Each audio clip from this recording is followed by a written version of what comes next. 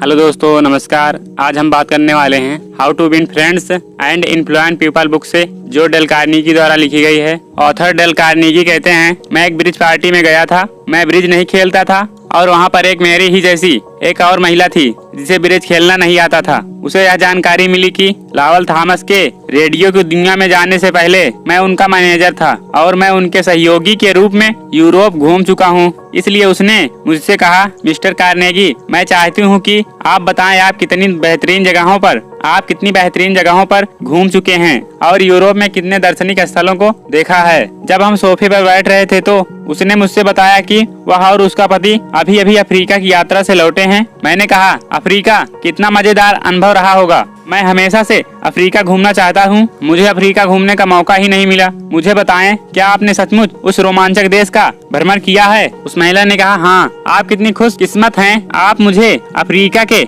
अपने अनुभव सुनाएं। इसके बाद वह महिला 35 मिनट तक बोलती रही। उसने मुझसे एक बार भी यह नहीं पूछा कि मैं कहाँ कहाँ गया था या मैंने क्या क्या देखा था। वह मेरी यात्राओं के बारे में सुनना भी नहीं चाहती थी। वह तो सिर्फ एक दिलचस्प श्रोता की तलाश कर रही थी जो उसके अहम को संतुष्टि दे सके और जिसे वह अपने किस्से सुना सके। क्या उस महिला का व्यवहार असामान्य था?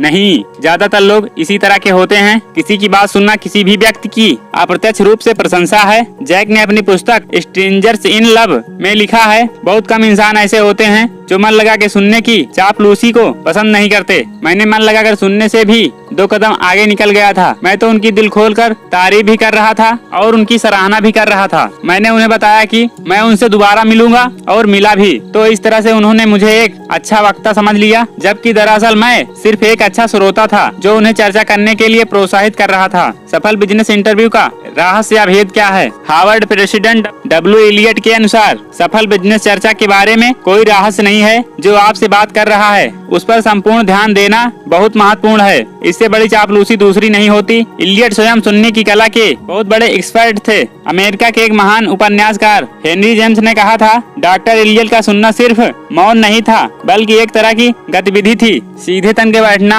हाथों को गोद में इकट्ठे रखना, अपने अंगूठों को एक दूसरे पर लपेटने के सिवा उनके शरीर में कोई हरकत नहीं होती थी। वे सीधा वक्ता के सामने रहते थे और कानों के साथ साथ आंखों से भी सुनते थे। वे अपने दिमाग से सुनते थे और आपके कहते समय यह सोचते थे कि आपको यह बात क्यों कहनी पड़ी। इंटरव्यू के अंत में जो व्यक्ति उनसे बात करता था उसे महसूस होता था कि सामने वाला उसकी पूरी बात समझ गया है। सुनने की कला घर पर भी उतनी ही महत्वपूर्ण है जितनी की बिजनेस में। आइजैक एफ नामक पत्रकार ने सैकड़ों प्रसिद्ध हस्तियों के इंटरव्यू लिए हैं। उनका मानना है कि कई लोग इसलिए अच्छा प्रभाव नहीं छोड़ पाते क्योंकि वे ध्यान से सुनते ही नहीं हैं। उनका पूरा ध्यान तो इस बात पर ही लगा रहता है कि वे क्या बोलने वाले हैं, इसलिए वे अपने कान खुले नहीं रखते। अति महत्वपूर्ण लोगों ने उन्हें अच्छे वक्ताओं की तुलना में अच्छे श्रोता ज्यादा पसंद आते हैं, परंतु सुनने की कला आज दूसरी किसी भी कला से ज्यादा बेहतर है और केवल महत्वपूर्ण लोग ही अच्छे श्रोताओं को पसंद नहीं करते, सामान्य लोग भी उन्हें पसंद करते हैं। अगर आप चाहते हो कि लोग आपको देखकर मुंह फेर लें, पीठ पीछे आपकी हंसी उड़ाएं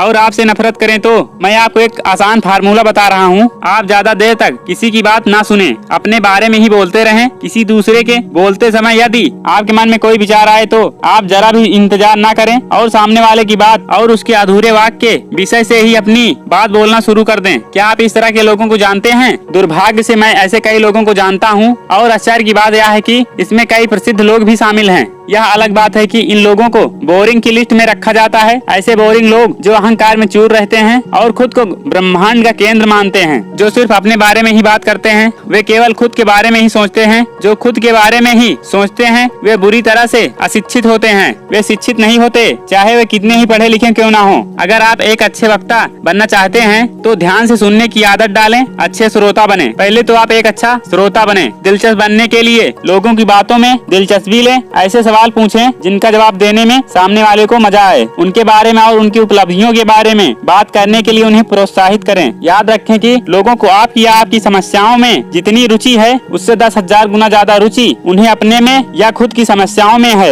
अगली बार चर्चा करते समय इस बात का ध्यान रखें। अच्छा वक्ता बनने का आसान तरीका, पहले अच्छा श्रोता बने, दूसरों को खुद के बारे में बात करने के लिए प्रोत्साहित करें, उन्हें मोटिवेट करें। तो फिर आप इन नियमों का उपयोग करें। और यदि आप में थोड़ी सी भी सीखने की चाह है, आप चाहे नौकरी या बिजनेस करते हैं या फिर स्टूडेंट हैं, आप किसी भी प्रोफेशन में हो सकते हैं। यदि आप सीखना चाहते हैं तो मिस्टर के बुक समरी चैनल को सब्सक्राइब कर लें ताकि आप किताबों की चैप्टर टू चैप्टर समरी सुनकर सीख सकें free of cost. And take care.